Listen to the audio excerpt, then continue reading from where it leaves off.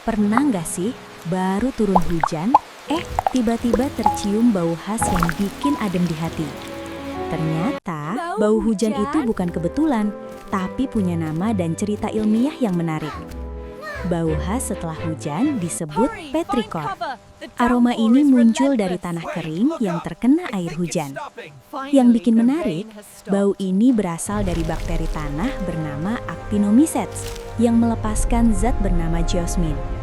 Uniknya, hidung manusia sangat sensitif terhadap geosmin, bahkan lebih peka daripada hiu mencium darah.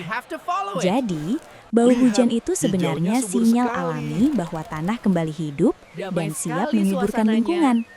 Mulai sekarang, kalau mencium bau hujan, ingat, itu aroma kehidupan.